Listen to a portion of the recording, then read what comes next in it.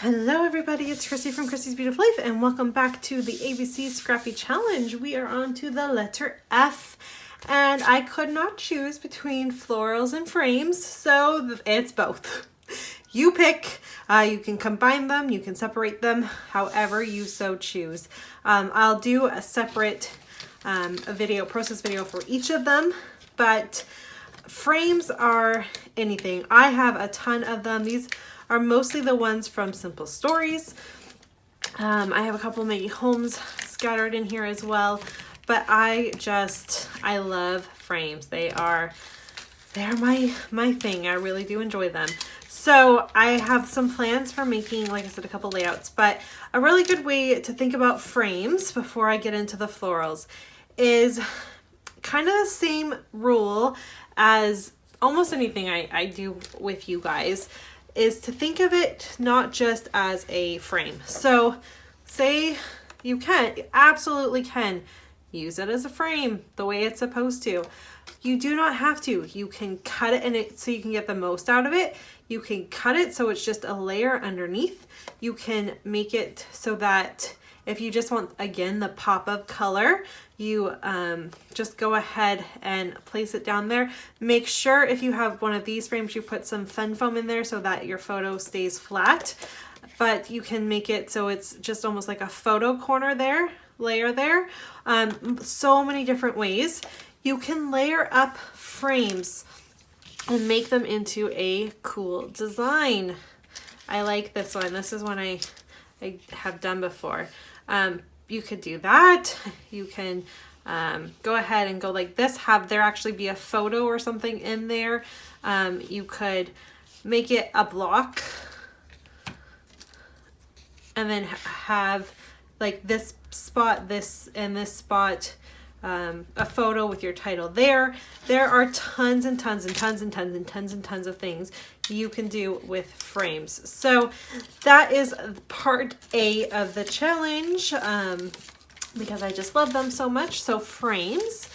And then florals, I'm just gonna get these slid back into their bag because I have so many of them.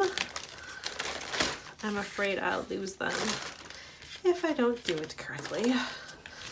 Okay, now florals, there's a few different ways you can look at florals. A lot of people have it within their pattern papers, and it can be ones that if you want something super easy to fussy cut, find a big one that's not multiple colored, and you could very easily fussy cut that out. The best part about this is you could split this. So just cut one row out or 1.5 rows out and use the back side on your layout as well. So keep in mind, you don't have to fussy cut out the whole thing. You can split it in half, split it in a third, use a little bit so you can take advantage of both sides. There's the big floral option. Now this you don't see a ton, but it is available. I know Maggie Holmes had one that was quite large. This one is one from Coco Daisy, but this would be super, super easy to fussy cut out, put a photo there, and what have you. Lots of different options. The reason why I suggest fussy cutting out, and that's what you see me do most often, is I like to the layer and the dimension it gets, because most of the time I'll fussy cut this out and then pop this up on a pop dot or do some layers with multiple florals or tuck them or something. So I like to have them separate from just being in the pattern paper. But then you would probably see me do like my notch so that the same pattern paper poked through, so you got a nice glimpse of both of it. So that's that type. There's also like here's another example, a multiple floral one that's got leaves with it as well.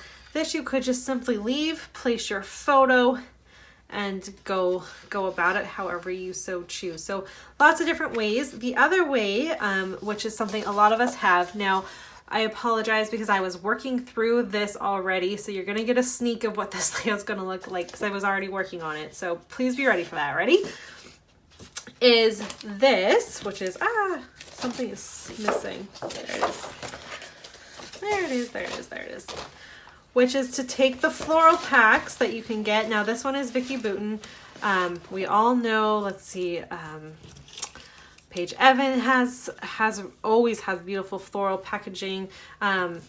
there's lots of different options, but you find the florals that you like and you create a design. So my plan here is to tuck a photo and do something this way.